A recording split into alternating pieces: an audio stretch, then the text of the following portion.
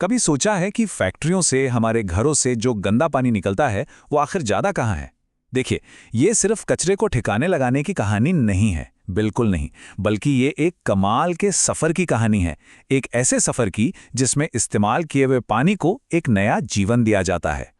लगता तो ये बड़ा सीधा सा सवाल है ना? लेकिन इसका जवाब हमारे प्लैनेट के भविष्य के लिए बहुत बहुत जरूरी है। तो चलिए आज इसी सवाल की गहराई में उतरते हैं। अब इससे पहले कि हम ये देखें कि पानी साफ कैसे होता है, ये समझना जरूरी है कि क्यों ये इतना मायने रखता है, आखिर दांव पर लगा क्या है। और इस सब के पीछे जो मुख्य विचार है ना, वो है सस्टेनेबिलिटी का, मतलब स्थिरता का। इसको ऐसे समझिए कि एक बैलेंस बनाना है। हम अपनी आज की ज़रूरतें पूरी करें, बिल्कुल करें, लेकिन आने वाली पीढ़ियों के हिस्से से कोई समझौता किए बिना। और इस बैलेंस के बिल्कुल केंद्र में है पानी। ये सिर्फ पीने के लिए नहीं है, हमारे शरीर से लेकर हमारे इकोसिस्टम तक, इंडस्ट्री से लेकर इकोनॉमी तक, हर चीज इसी से चलती है। पानी सच में जीवन का अमृत है। ठीक है, तो चलिए अब इसकी आगे की कहानी देखते हैं। हम प्रदूषित पानी को साफ करना शुरू कैसे करते हैं? सबसे पहले हमें यह समझना होगा कि पानी में गड़बड़ क्या है। बिल्कुल वैसे ही जैसे एक डॉक्टर मरीज की जांच करता है।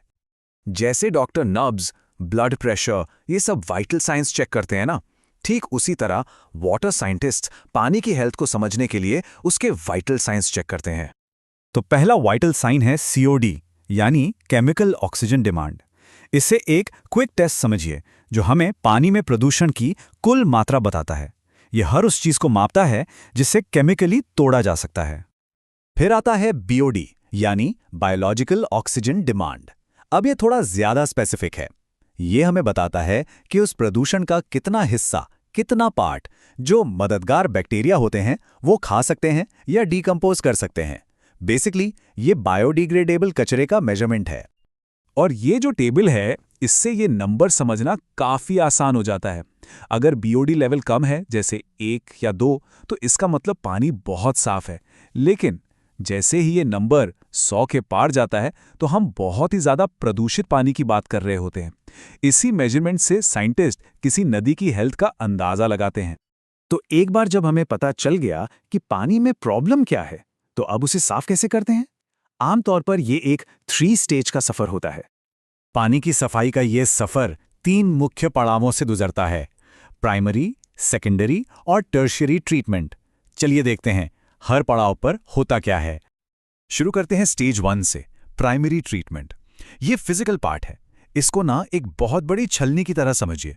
ये स्क्रीन्स और ग्रेविटी का इस्तेमाल करके बड़ी बड़ी चीजें हटा देता है, ऐसी चीजें जो पानी में तैर रही हों या नीचे बैठ जाती हों। इसके बाद आता है सेकेंडरी ट्रीटमेंट, और यहां असली जादू होता है।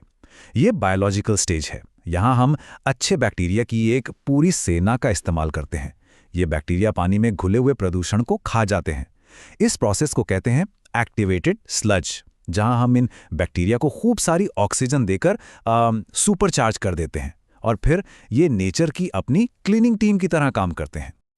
और आखिरी पड़ाव टर्शियरी ट्रीटमेंट, यानी कि फाइनल टच। यहां का मेन गोल है पानी को डिसइंफेक्ट करना, ये पक्का करना कि कोई भी हानिकारक बैक्टीरिया या वायरस ना बचे।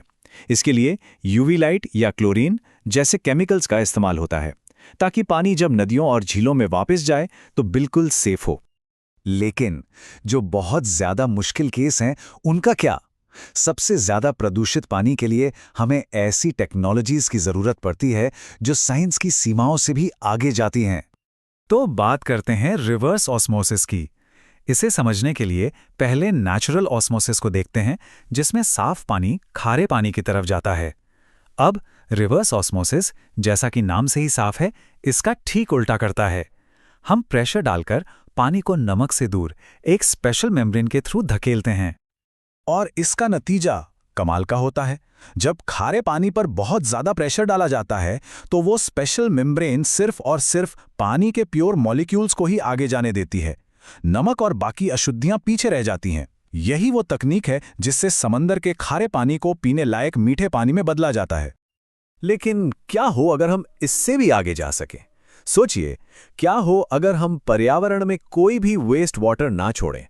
बिल्कुल जीरो। यही गोल है जीरो लिक्विड डिस्चार्ज या ZLD का।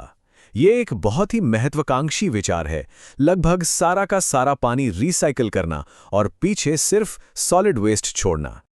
अब देखिए, ZLD एक क्रांतिकारी तकनीक तो है, पर यह हर जगह के लिए सही नहीं है। फायदे तो जबरदस्त हैं। सोचिए, 95% तक पानी रिसाइकिल करना, लेकिन इसके चैलेंज भी बड़े हैं।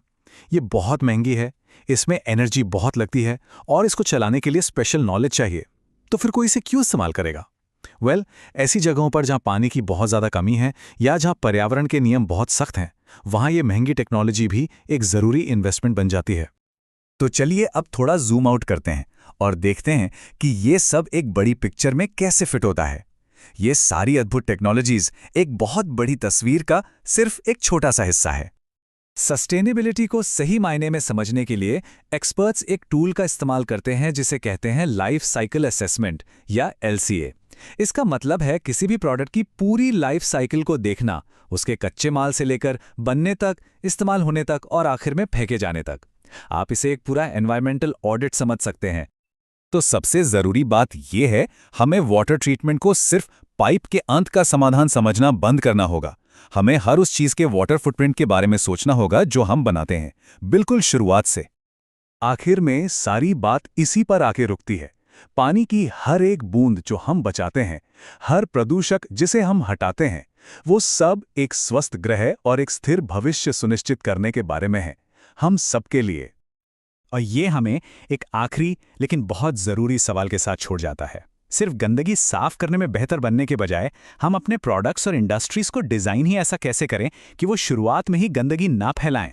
यही आगे का असली चैलेंज है।